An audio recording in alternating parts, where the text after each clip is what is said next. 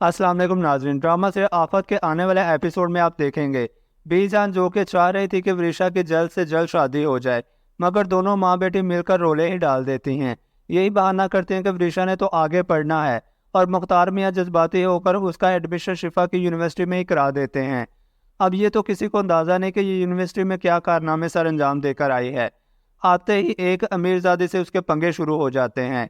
शायद तुम जानते नहीं कि मैं कौन हूँ, तो वृषा भी कह देती है शायद तुम नहीं जानते कि मैं कौन हूँ। शिफा के लिए ये सब कुछ तो पहली मर्तबा था। वो देखकर हक्की बक्की रह जाती है, वृषा को रोकती है, मगर वृषा तो संभलने का नाम नहीं ले रही। आज के बाद तुम अपनी हद में ही रहना, वरना तुम जैसे को सीधा करना मैं अच्छी तरह से जानती हूँ। मगर फिर नाज़रीन, ड्रामे की कहानी में तो ट्विस्ट तब आता है जब ये बेजान इतफाकन मैक और मैनुनिसा की बातें सुन लेती हैं।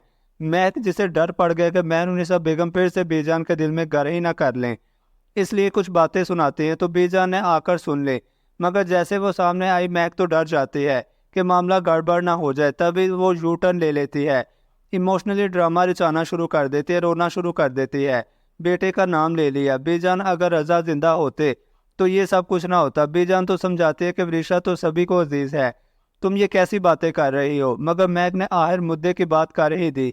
अगर वृषा इतनी अजीज है तो इसका रिश्ता अपने बेटे के लिए भी तो कर सकती हैं। ये सुनकर मेहरुनिसा बेगम की तो आंखें नम हो जाती हैं। मेरा बेटा, मेरे बेटे की बचपन की मोहब्बत शिफा है, भला ऐसे कैसे हो सकता है। मैक को समझाने के बावजूद बीजान मैक की बात सुनती ही नहीं, यूं कहें मानने को तैयार ही नहीं होती। तो उधर शिफा आज यूनिवर्सिटी के बाद बहुत ज़्यादा डिस्टर्ब सी होती है। वह आज को घर आकर कॉल करके सब कुछ बताती है कि यूनिवर्सिटी में क्या मामला पेश आया। वह आज मुझे तो इससे बहुत ज़्यादा हमदर्दी हो रही है। सोचो अगर वृषा हमारे साथ पली बड़ी होती, हमारे साथ रहती, तो इसका ये मिजाज बिल्कुल भी ना होता।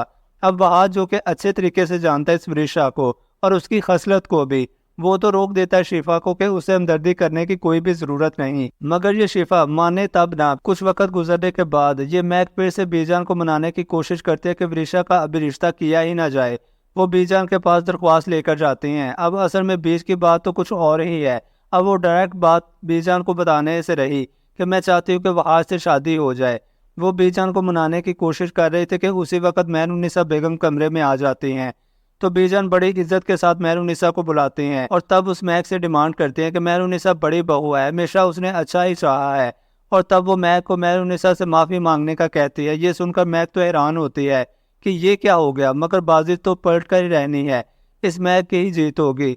जो वहाज और वृषा की शादी के मुतल्लिक बात सुनना नहीं चाह रही थी मैनुनिसा बेगम और बीजान, वो आखिरकार सुनने पर मजबूर हो जाएंगे, क्योंकि फिर ये मैक और वृषा मुख्तार मियाँ को इमोशनली ब्लैकमेल करेंगे।